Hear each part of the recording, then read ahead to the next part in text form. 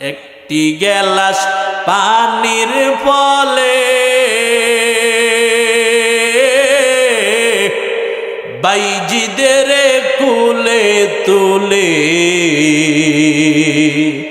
হাত তুলে মা বলে বাইজিদকে ওলি বানাও।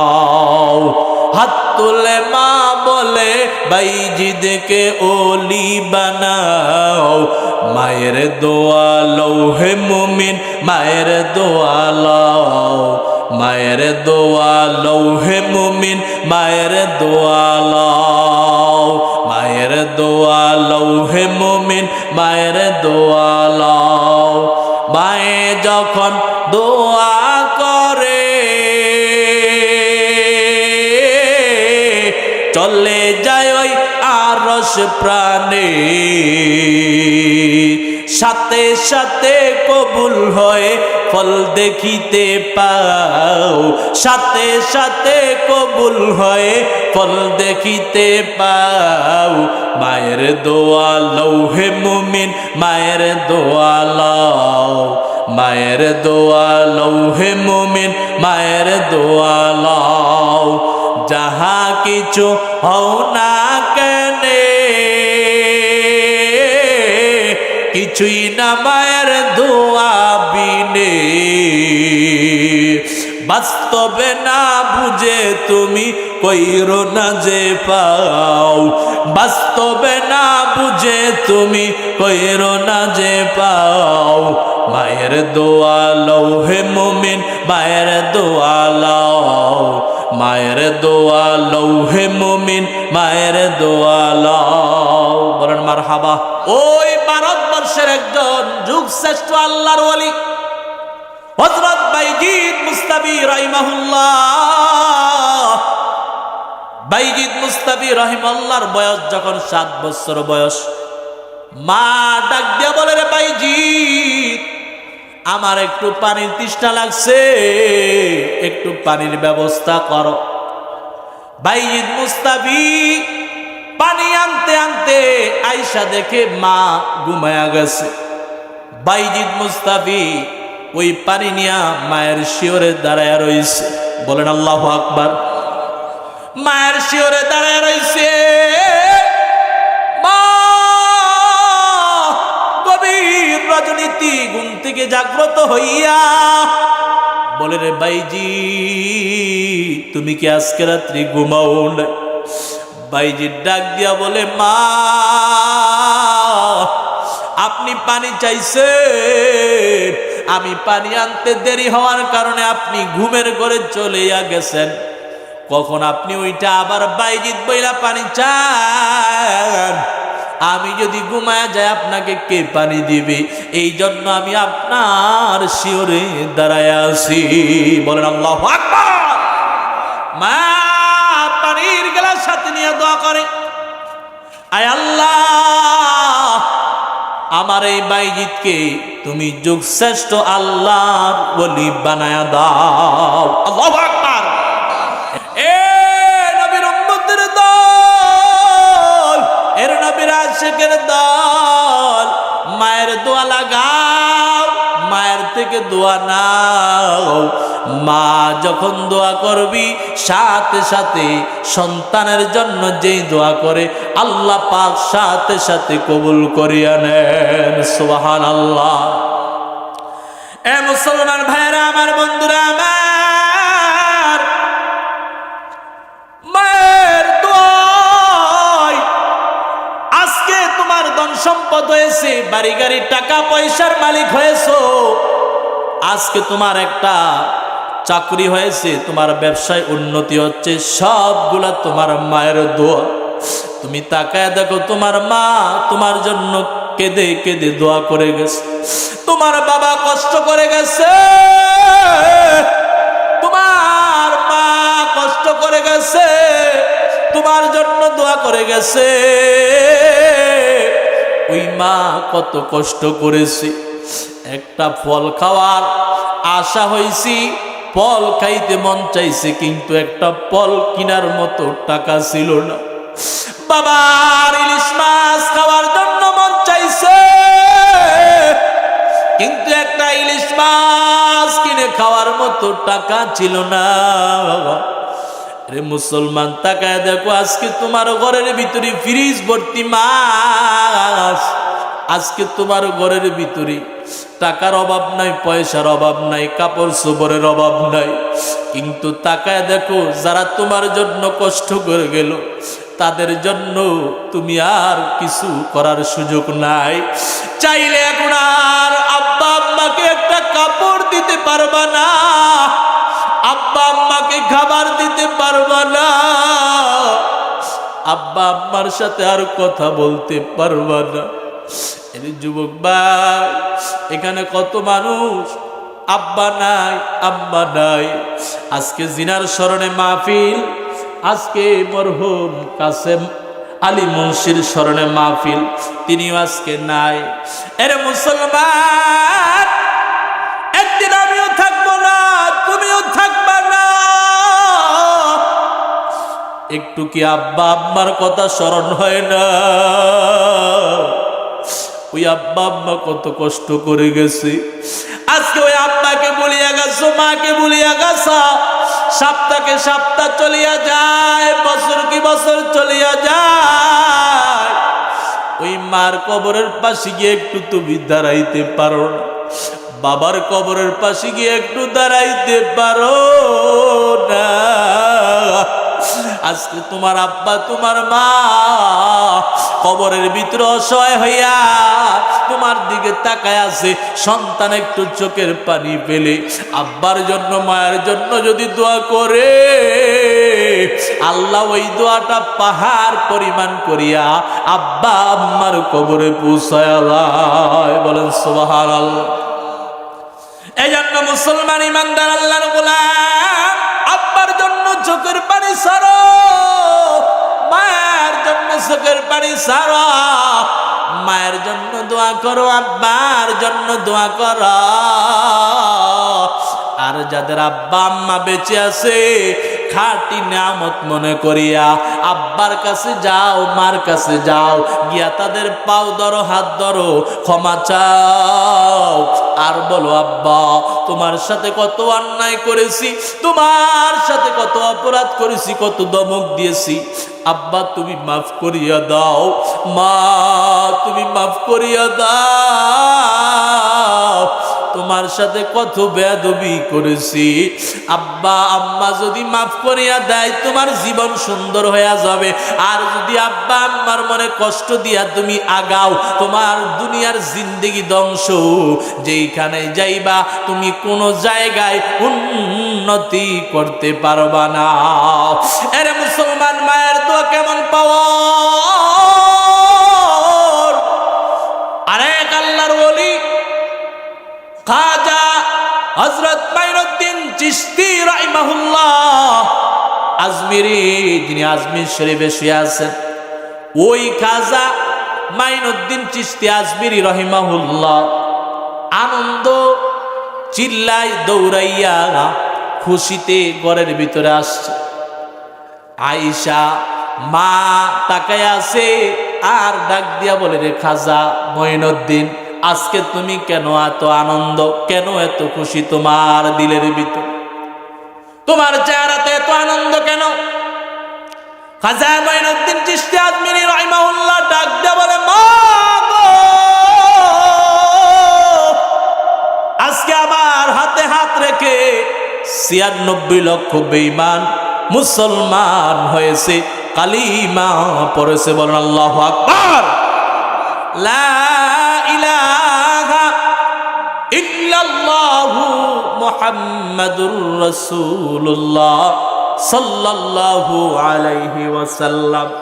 এই কালিমা পড়ছে ৯৬ লক্ষ বেঈমান। মা ডাক দিয়ে বলে, খাজা মাইনুদ্দিন, এটা তোমার বাহাদুরি নয়, এটা তোমার পাওয়ার নয়, এটা সব আমি মায়ের বাহাদুরি, আমি মায়ের বরকত। বলেন আল্লাহু আকবার। মা ডাক দিয়া বলে, তুমি যখন আমার পেটে আসছো,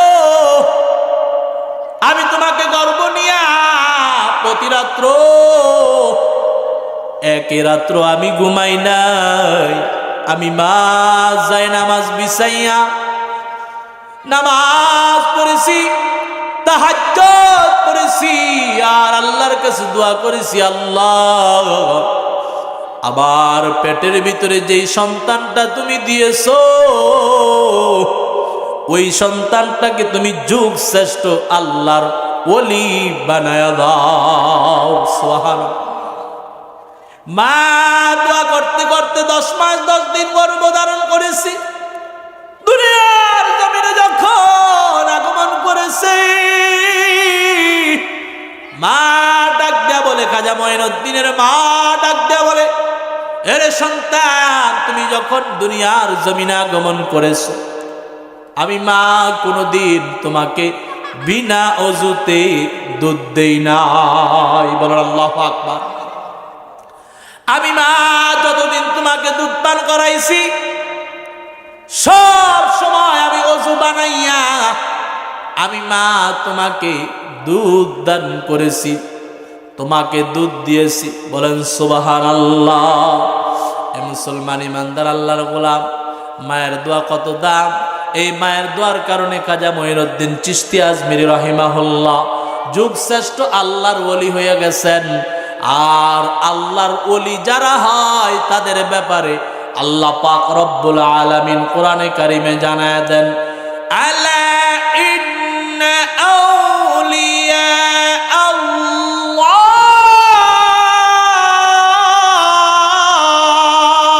আল্লাহু আকবার, লা খাউফুন আলাইহিম ওয়ালা হুম ইয়াহজানুন।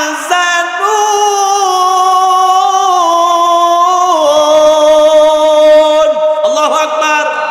আল্লাহ পাক রব্বুল আলামিন জানায় দেন, আলা, সাবধান সাবধান, ইন্না আউলিয়া আল্লাহ, নিশ্চয় আমি আল্লাহর ওলি যারা, আমি আল্লাহর বন্ধু যারা, যারা আমি আল্লাহর প্রেমে পাগল, আমি আল্লাহর জন্য পাগল, আমি আল্লাহ ছাড়া কিছুই বুঝে না, সব সময় আমি আল্লাহর নামে তসবিহ জপে, সব সময় আমার বন্ধুর শানে মিলাদ শরীফ পড়ে, আমার বন্ধুর শানে দুরূদ শরীফ পড়ে। কেন পড়ে? আল্লাহ বলে, ইন্নাল্লাহা ওয়া মালাইকাতাহু ইউসাল্লুনা আলান নবী ইয়া আইয়ুহাল্লাযীনা আমানু সাল্লু আলাইহি ওয়া সাল্লিমু তাসলিমা। আল্লাহ বলে, আমি আল্লাহ নিজে, আমার ফেরেশতারা যারা আছে সবাই মিলিয়া আমরা নবীর প্রতি দুরূদ পড়ি। বলেন সুবহানাল্লাহ। জোরে বলেন আল্লাহু আকবার। আল্লাহ বলে, ইয়া আইয়ুহাল্লাযীনা আমানু, ও ইমানদারেরা, সাল্লু আলাইহি ওয়া সাল্লিমু তাসলিমা, তোমরাও নবীর প্রতি বেশি বেশি দুরূদ পড়ো। বলেন সুবহানাল্লাহ। এইভাবে যারা আল্লাহর প্রেমে পাগল, নবীর প্রেমে পাগল, নবীর জন্য দিলের ভিতরে দরদ, আমার আল্লাহ বলে এরা আমি আল্লাহর বন্ধু, এরা আমাকে মহব্বত করে, এরাই আমি আল্লাহর ওলি, এরাই বন্ধু। লা খাউফুন আলাইহিম ওয়ালা হুম ইয়াহজানুন, তাদের কোনো ভয় নাই, তাদের কোনো চিন্তা নাই, টেনশন নাই, পেরেশানি নাই। দুনিয়ার জমিনে ওই আমার বন্ধুগুলা, আমার ওলিগুলা চলতে গিয়া যত কিছু লাগে, যত সমস্যা হয়, সব সমস্যার সমাধান আমি আল্লাহ নিজে তাদের সমস্যা সমাধান করিয়া দেই। বলেন সুবহানাল্লাহ।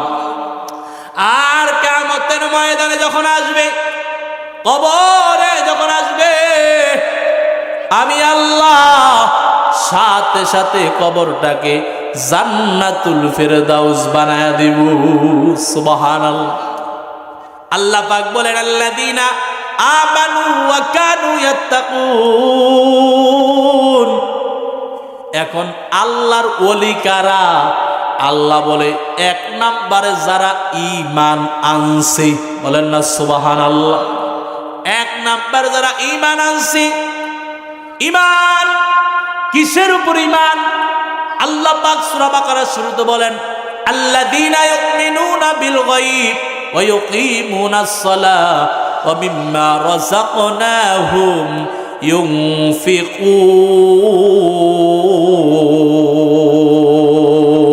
আল্লাহু আকবার। আল্লাহ পাক রব্বুল আলামিন বলেন আল্লাযীনা ইউমিনুনা বিল গায়ব, যারা অদৃশ্যের প্রতি ঈমান আনছে, ওয়া ইউকিমুনাস সালাহ, নামাজ কায়েম করছি, ওয়া মিম্মা রাযাকনাহুম ইউনফিকুন, আমি যেই রিজিক তাদেরকে দিলাম ওই তাদের রিজিক থেকে, তাদের সম্পদ থেকে আমি আল্লাহর রাস্তায় ব্যয় করছে, এটার নামেই হলো ঈমান। বলেন সুবহানাল্লাহ। এ মুসলমান ইমানদার আল্লাহর গোলাম ভাইরা আমার, আল্লাহ পাক রব্বুল আলামিন বলেন ওয়া কানু ইয়াত্তাকুন, আমি আল্লাহকে ভয় করা লাগবে। আল্লাহ পাক অন্য আয়াতে বলেন ইয়া আইয়ুহাল্লাযীনা আমানুত্তাকুল্লাহ, এ ঈমানদারেরা ইত্তাকুল্লাহ হাক্কা তুকাতি, তোমরা আমি আল্লাহকে ভয় করার মতো ভয় করো। ওয়ালা তামুতুন্না ইল্লা ওয়া আনতুম মুসলিমুন, মুসলমান না হইয়া তোমরা মৃত্যুবরণ করিও না, ইমানদার না হইয়া মৃত্যুবরণ করিও না। এরা মুসলমান ভাই, এর নবীর উম্মতের দল, এর নবীর আশিকের দল। আমি যেই কথা বলতেছিলাম, আল্লাহর ওলি হয়ে গেছেন মায়ের দোয়ার বরকতে। বলেন সুবহানাল্লাহ। এখন মায়ের দোয়া লও, কারণ মা হলো, নবী বলেন হুমা জান্নাতুকা ওয়া নারুকা, মা বাবা হলো জান্নাত, মা বাবা হলো জাহান্নাম। মা বাবাকে যদি সন্তুষ্ট করতে পারো আল্লাহ তোমাকে জান্নাত দিবে, আর মা বাবাকে যদি সন্তুষ্ট করতে না পারো তাহলে আল্লাহ তোমাকে জাহান্নাম দিয়া দিবে। বলেন নাউজুবিল্লাহ। মায়ের একজন পাগল নবীর জামানায় হযরত ওয়াইস কুরনি রাহমাতুল্লাহি আলাইহি, বলেন আল্লাহু আকবার। ওয়াইস কুরনি মায়ের পাগল। কেমন পাগল? মা অসুস্থ, ওয়াইস কুরনি যদি নবীকে গিয়া সরাসরি দেখে তাহলে সাহাবী হইতে পারে। আর সাহাবীর কত দাম! একজন সাহাবীর পায়ের ধুলাবালি যদি এক পাল্লায় রাখা হয় আর আরেক পাল্লায় যদি সমস্ত মানুষের নেক আমলগুলা রাখা হয়, তাহলে একজন সাহাবীর পায়ের ধুলাটার মূল্য বেশি হবে। বলেন সুবহানাল্লাহ। একজন সাহাবীর কত মর্যাদা! ওয়াইস কুরনি ঘরের ভিতরে বৃদ্ধা মা অসুস্থ, নবীর কাছে চিঠি লিখছে, ইয়া রাসূলুল্লাহ, ইয়া হাবিবাল্লাহ, আমার গর্ভধারিণী মা অসুস্থ,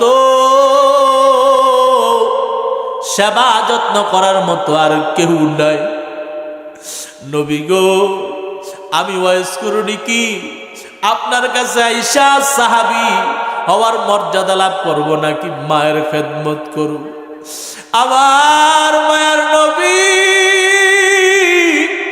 চিঠি পাওয়ার পর জবাব লেখছে, এরে ওয়াইস কুরনি, তুমি তোমার মায়ের খেদমত করো।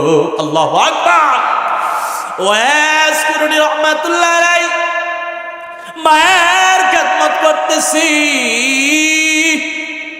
আর সাহাবী হওয়ার মর্যাদা লাভ করতে পারে নাই। মায়ের খেদমত করতে করতে নবীজি দুনিয়া থেকে বিদায় হয়ে গেছে। আমার মায়ের নবী দুনিয়ার জমিনে আগমন করার পর বাবার চেহারা কোনোদিন দেখে নাই। আমার মায়ের নবী দুনিয়ার জমিনে আগমন করার পূর্বে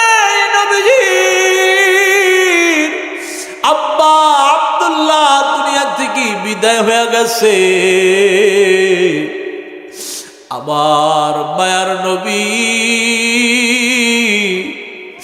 দুনিয়া থেকে ইতিম অবস্থায় বিদায় হয়ে গেছে। ওয়াইস করণী রহমাতুল্লাহ আলাইহির মা সেবা যত্ন করতে করতে কিছুদিন পর ওয়াইস করণীর মাও দুনিয়া থেকে বিদায় হয়ে গেছে। ওয়াইস করণী পাগল কান্দে আর বলে, আমার মায়ের খেদমত করতে গিয়ে নবীকে আমি দেখতে পারলাম না। মাকে বিদায় দিয়া দৌড়াইয়া মদিনায় গেছে। মদিনায় যাওয়ার পর হযরত ওমর ফারুক রাদিয়াল্লাহু তাআলা ডাক দিয়া বলে, এ ওয়াইস করণী, আমাদের জন্য তুমি একটু দোয়া কর। ওয়াইস করে ডাক দিয়া বলে, খলিফাতুল মুসলিমিন, আপনি হলেন খলিফা অর্ধজাহানের বাদশা, আর আমাকে বলতেছেন দোয়া করার জন্য? আপনারা হলেন সাহাবী, আমি সাহাবী হতে পারি নাই। মায়ের খেদমতের কারণে নবীকে দেখার সৌভাগ্য হয় নাই। এবার ওমর ফারুক ডাক দিয়া বলে, নবী বলে গেছে, এরে ওমর, ওয়াইস করণী নামে কোনো বান্দা যদি এই মদিনার এরিয়াতে আসে, তাহলে তুমি তাকে দিয়া দোয়া করাইও, তার দোয়া আল্লাহ খালি ফিরাইয়া দিবেন না। সুবহানাল্লাহ। ওয়াইস করণী রহমাতুল্লাহ আলাইহি চোখের পানিগুলো সেরিয়া দিছেন, চোখের পানি সারিয়া কান্দে।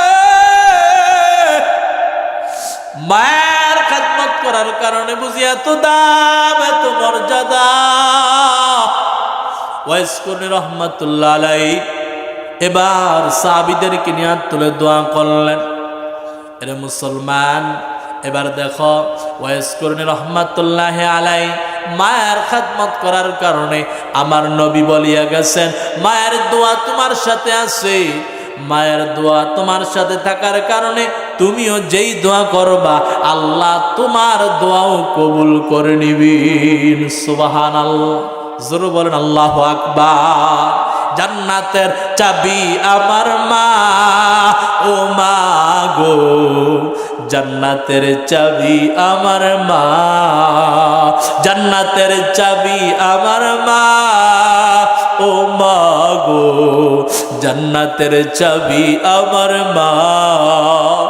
মা যার বেঁচে নাই তার মতো দুঃখী নাই, মা যার বেঁচে নাই তার মতো দুঃখী নাই, খালা ফুফু মায়ের মতো না, ও মা গো, জান্নাতের চাবি আমার মা, জান্নাতের চাবি আমার মা, ও মা গো, জান্নাতের চাবি আমার মা। বলেন আল্লাহু আকবার। এ যুবক ভাই, মায়ের দোয়া লও, মায়ের দোয়া সঙ্গী করিয়া লও। মায়ের দোয়া যদি সঙ্গে থাকে, সমুদ্রের মাঝখানে গিয়াও যদি তুমি বিপদে পড়িয়া যাও, সেখান থেকেও আল্লাহ পাক ওই মায়ের দোয়া থাকার কারণে আল্লাহ তোমাকে কুদরতি ভাবে বাঁচায়া দিবি। বলেন সুবহানাল্লাহ। একজন নবী ছিল মুসা কালিমুল্লাহ। হযরত মুসা কালিমুল্লাহ, জিনার ব্যাপার আল্লাহ বলেন ওয়া কাল্লামাল্লাহু মুসা তাকলিমা। আল্লাহু আকবার। যে মুসা আলাইহিস সালাতু ওয়াস সালামের সাথে আল্লাহ পাক স্বয়ং কথা বলতেন। বলেন সুবহানাল্লাহ। এই মুসা কালিমুল্লাহ